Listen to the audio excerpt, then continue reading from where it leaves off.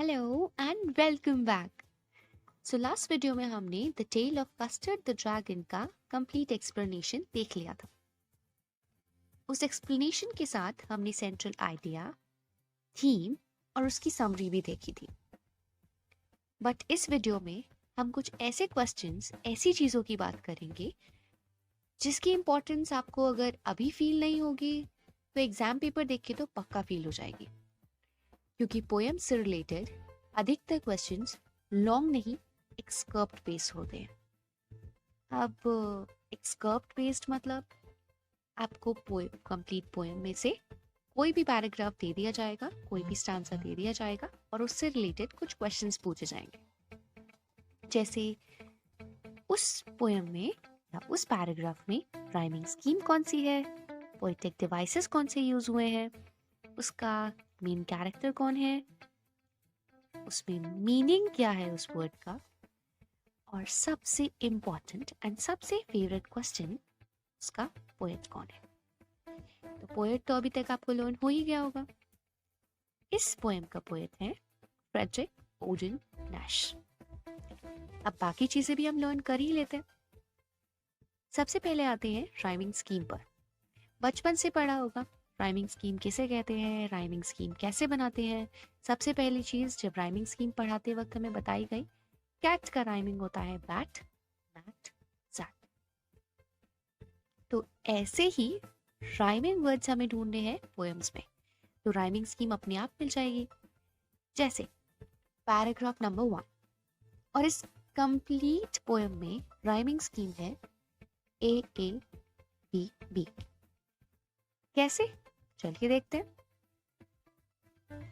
Belinda lived in a little white house with a little black kitten and a little grey mouse, and a little yellow dog, and a little red wagon, and a really or truly little pet dragon. ध्यान से देखिए, last word house match कर रहा है mouse के साथ। तो क्योंकि ये mouse house same same sound कर रहे हैं तो इनको लेटर भी सेम देंगे, A A. Next, and a little yellow dog and a little red wagon.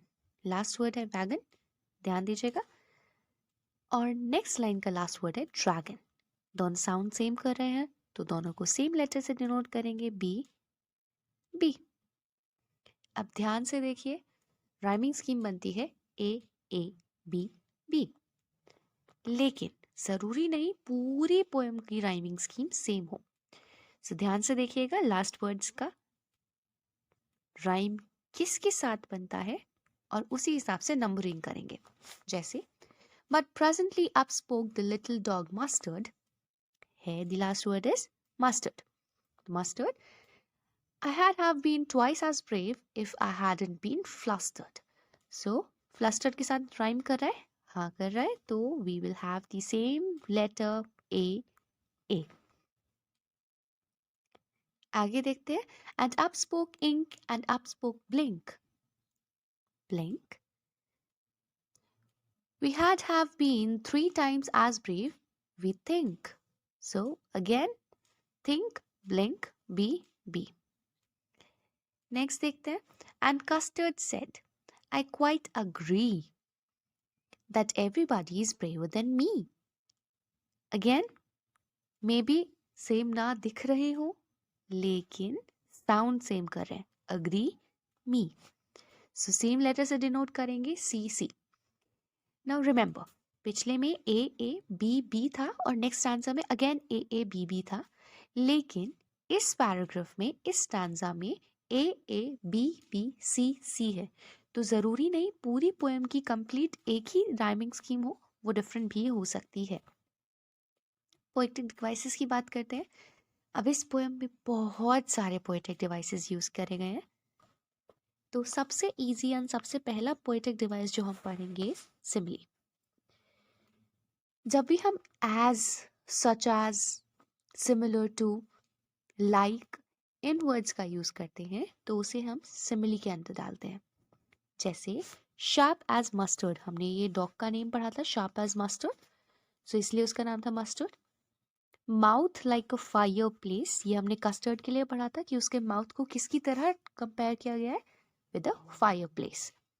As brave as, तो अब यहाँ पर बहुत कॉमन चीज आप देखोगे, जब भी एज, लाइक इन वर्ड्स का यूज किया जाता है तो हमेशा हम उसे कहते हैं सिमली यूज किया गया। Coming to the next thing, repetition. Repetition बहुत इजी सा दिख रहा है कि जब भी हम रिदमिक इफेक्ट देने के लिए किसी चीज को रिपीट करते हैं तो उसे रेपिटेशन कहते हैं। जैसे यहाँ पर लिटिल वर्ड को बार बार रिपीट किया गया था, आपको याद होगा फर्स्ट पैराग्राफ हमने पढ़ा था, Belinda lived in a little white house with a little black kitten and a little grey mouse and a little yellow dog and a little red wagon and really or truly a little pet dragon।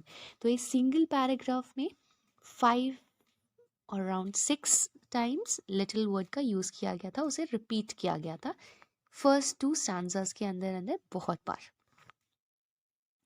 Next, onomatopoeia. अब कुछ complicated से sound कर रहा है ना, और ये actually में है भी साउंड्स के बारे में। जब भी हम किसी चीज़ की साउंड को एक्सप्लेन करने के लिए कोई वर्ड यूज़ करते हैं तो उसे हम ओनोमेटोपिया के अंडर डालते हैं। जैसे वीक, हमने देखा था वहाँ पर माउस के लिए बोला था ना कि माउस वीक की साउंड निकालता है, जिससे हमें समझ जाना चाहिए कि माउस इज ऑल्सो लाफिंग।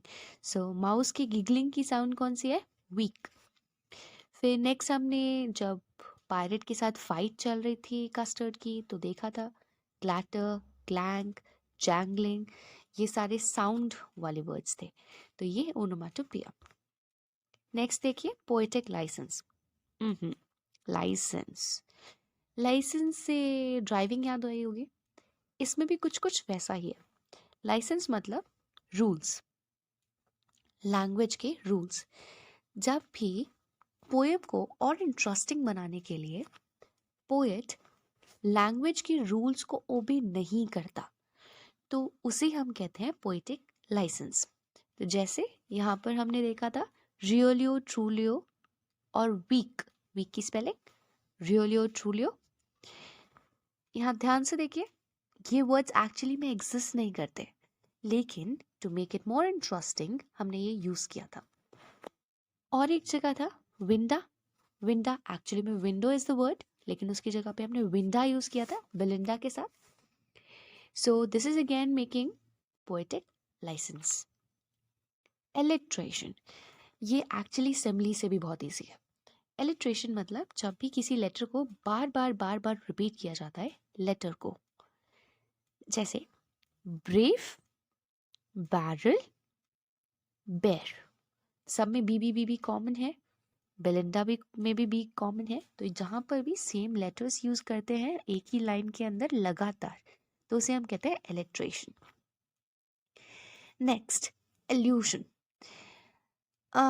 जब भी हम इनडायरेक्टली किसी प्लेस, पर्सन, थिंग या किसी की भी आइडिया को रेफर करते हैं तो उसे हम कहते हैं एल्यूशन। जैसे अगर मैं बात करते करते बोल दूं अंगूर खट्टे हैं तो मैं किसकी तरफ इशारा कर रही हूँ, तो इनडायरेक्टली मैं किसी भी चीज़ को अगर मैं रेफर करती हूँ तो उसे कहते हैं एल्यूशन। यहाँ पे कौन था, पर्सीवल। अगर आपको याद हो मैंने बताया भी था, पर्सीवल एक्चुअली में किंग आर्थर का एक नाइट था जो कि बहुत मशहूर था कि वो बहुत ब्रेव है, लेकिन जब वक्त आया तो वो भाग गया, तो कस्टर्ड को पर्सीवल बोला गया था, तो पर्सीवल को इनडायरेक्टली यहाँ कॉन्वर्सेशन में लाया गया है। आयरनी, आयरनी मतलब किसे कहते हैं, सी नैश ने ओडन नैश ने इस पोएम में आयरनी का यूज किया है। जैसे बेलिंडा और उसके पेट्स बहुत ब्रेव बताए गए थे और वो अपने आप को बहुत ब्रेव कहते भी थे, लेकिन अनफॉर्चुनेटली जैसे ही पायरेट आया वो सब भाग गए। सो ये आयरनी हुई ना, मतलब बिल्कुल ऑपोजिट चीज, जैसा कहा गया था उससे जस्ट ऑपोजिट। और वहीं दूसरी तरफ कस्टर्ड जो केज के लिए रोता रहता था उसने अपना ब्रेवरी दिखाया पायरेट के सामने। सो जस्ट ऑपोजिट चीजें हुई। अब ये तो हुई हमारी पोएटिक डिवाइसेस, इतने ही थे, तो डरने की कोई बात नहीं है, बहुत सिंपल सिंपल पोएटिक डिवाइसेस थे। कैरेक्टर्स की बात करें तो यहाँ पर कितने कैरेक्टर्स हैं? First is custard the dragon, जो सबसे मेन सेंट्रल कैरेक्टर है हमारी पूरी पोएम का, which is custard the dragon. इसके सारे कैरेक्टर्स आप याद कर लीजिएगा कि वो दिखता कैसा था। सो रिमेंबर, मैंने आपको फर्स्ट स्लाइड के फर्स्ट पेज पे जो इमेज दिखाई थी कस्टर्ड की, ड्रैगन की, आप उससे थोड़ा थोड़ा रिजेंबल करके उसे याद रख सकते हैं कि उसके स्पाइक्स कैसे थे, डंजन जैसे उसके नेल्स थे टोज के, तो वो याद रखिएगा। उसका कैरेक्टर एक्चुअली में कैसा था वो याद रखिएगा, और जब पायरेट आया उसका बिहेवियर तब कैसा था वो याद रखिएगा। सेकंड है बेलिंडा, वो गर्ल जिसके ये सारे पेट्स हैं। थर्ड है इंक द किटन, किटन का नाम था इंक। नेक्स्ट है ब्लिंक द माउस। फिर हमारा मस्टर्ड द डॉग जो येलो कलर का था, और फिर पायरेट जो बाद में आया था और बहुत खराब था। पायरेट को याद रखने के लिए बहुत ज़्यादा मेहनत करने की कोई ज़रूरत नहीं है, यहाँ पर फोटो दे रखी है, उसको बस ध्यान से देख लीजिए और आपको पायरेट की हर एक चीज़ याद हो जाएगी। जैसे उसके दोनों हाथ में पिस्टल थी, उसकी माउथ में एक डैगर था जो उसने दांत से दबा रखा था, और उसका एक पैर वुडन था। तो ये इस पिक्चर में देखिए, ये सारी क्वालिटीज आपको दिख जाएंगी, और यही उस पोएम में भी है। अब कस्टर्ड क्योंकि मेन कैरेक्टर है, प्लीज उसके बारे में लर्न कर लीजिएगा कि वो कैसा था, कैसा अपीयर होता था, what was the appearance actually of custard, और वो कैसा बिहेव करता था, और वो एक्चुअली में कैसा था। अपीयरेंस की अगर हम बात करेंगे तो बहुत इंटिमिडेटिंग था, मतलब कस्टर्ड ड्रैगन था तो बहुत बड़ा था, बहुत शार्प उसके टीथ थे, नाइफ जैसे टोज थे, और बहुत डरावना दिखता था। लेकिन जस्ट ऑपोजिट उसका बिहेवियर कैसा था, यूजुअली कि वो हमेशा पीस और सेफ्टी मांगता रहता था, हमेशा रोता रहता था नाइस सेफ केज के लिए। फिर वो एक्चुअली में कैसा था, this is how he behaved. अब हम बताएंगे वो एक्चुअली में कैसा था, तो वो हीरोइक था। मतलब जब पायरेट आया तो वो ही एक ऐसा एनिमल था, वो ही एक ऐसा ऑर्गेनिज्म था पूरे ग्रुप में जिसने उसको फेस किया पायरेट को और उसको मार दिया। सो ही वाज एक्चुअली हीरोइक। लेकिन अब तीसरी चीज हम क्या पढ़ रहे हैं कि वो उसने इतना बड़ा काम करने के बाद उसका बिहेवियर कैसा था, तो वो बहुत हम्बल था। जब सब आपके उसको बोल रहे थे कि हम तुमसे ब्रेव हो सकते थे, Ink, Blink and even Belinda, ये सब आके उसको दिखा रहे थे कि actually he has not done anything great और हम उससे अच्छा कर सकते थे। जैसे मस्टर्ड बोलता है, I have had been twice as brave if I hadn't been flustered. Where next up spoke ink and up spoke blink. We had have been 3 times as brave as we think. तो ये सब वो जब बोल रहे थे तो बहुत हम्बली उसने जवाब क्या दिया, कस्टर्ड ने क्या बोला, I quite agree, मैं मानता हूँ, I quite agree that everybody is braver than me. तो उससे क्या दिखता है, वो बहुत हम्बल था। अब यहाँ पर बहुत ज़्यादा आपको बहुत ध्यान देने की ज़रूरत नहीं है, क्योंकि पोयम अगर आपने ध्यान से पढ़ी है तो उसमें आपको सब कुछ लर्न हो गया होगा। इनसेंसिटिव कौन था? Belinda, Ink, Blink, Mustard. Insensitive किसकी तरफ थे? वो कस्टर्ड की तरफ बहुत ज़्यादा इनसेंसिटिव थे, बहुत ज़्यादा रूड थे, बहुत ज़्यादा क्रूअल थे,